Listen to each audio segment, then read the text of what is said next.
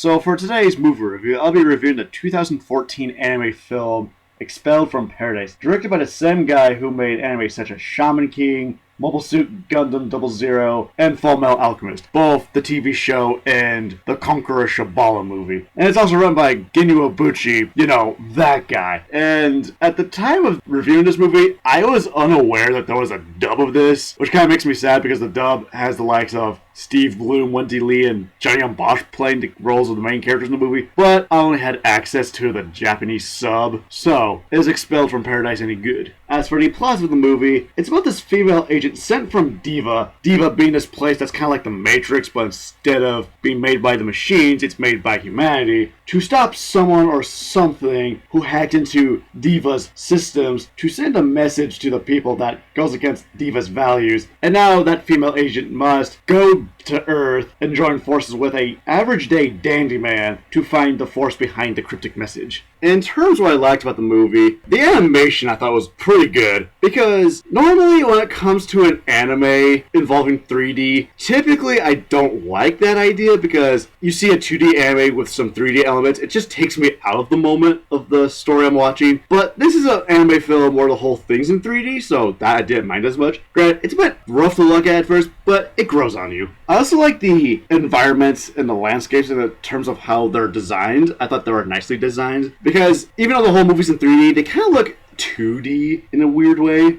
I also like how the movie dives into the themes of what it means to be human and what it means to exist in this reality. Because the whole idea of DEVA is, because Earth couldn't support the human race anymore, humanity decided to essentially create DEVA. That way we could abandon our physical forms and live in this world in a mental state. That way we don't have to eat, sleep, or fuck, whatever it is we do. Granted, there's still some humans that live on Earth. And I do like that contrast between the two main characters, because you have one guy who likes living on Earth, and you have this agent who's used to the life in DEVA where she doesn't need to eat and sleep and all that. Also, the interaction between the three main characters I thought was a general highlight of the movie, because you get to see how they bounce off each other in terms of why they prefer the lifestyle that they have. And the last 15 minutes of this film is really fun, since all it is just one giant mech battling a whole army of giant mechs. Now, in regards to the still frames, it's 50-50 for the character movements, because on one hand, it's good for the robotic characters because they're not organic, and so I'm not expecting them to move fluently. But when you watch the human characters move around, they move really unnatural way, to a point where they look robotic. And the thing is, they're not supposed to be robotic. They're supposed to be like flesh and blood humans. Because when you really look at the still frames, it's not fluid at all. It's just, again, robotic. In terms of what I disliked about the movie's basically the story of how an angel falls to Earth and is now forced to live with the common folk. Now, this I don't mind. It's just, this movie really hammers that idea into your head, because when we first see DEVA, we're at a beach. And when we see the main character's bosses that she works for, they all look like statues based off Greek, Japanese, and Buddhist gods from various mythologies and religions. And also, we really don't see that much of DEVA outside of the beach and the room with the bosses. Because the main character talks a lot about DEVA, but we don't really get to see what DEVA is really like as a landscape. Also, we don't really get much focus on the other agents, because throughout the whole movie, it's implied that the main character is one of the best agents out there, and we never really see her interacting with the other agents at all. And so I don't really get a sense of what the relationship is between the main character and the rest of her comrades. And there's not much character development. Granted, we do learn a lot about the characters' point of views on life and their backstory, but they're not really there as characters. They're really there more as plot devices explaining what's going on. And also,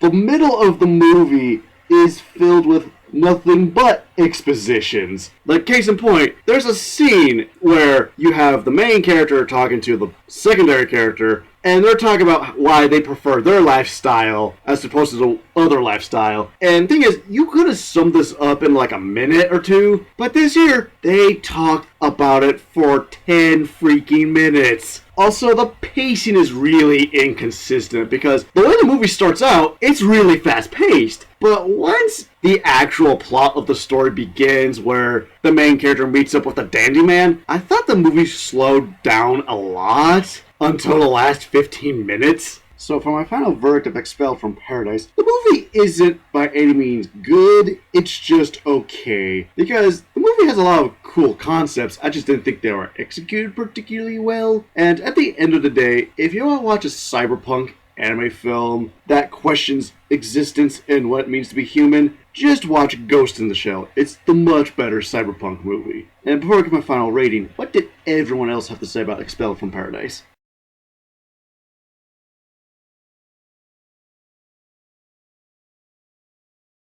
Looks like the movie got mixed to average reviews. And so for my final rating of Expelled from Paradise, I give it a 3 out of 5. So, what is your favorite cyberpunk themed anime? And see you later.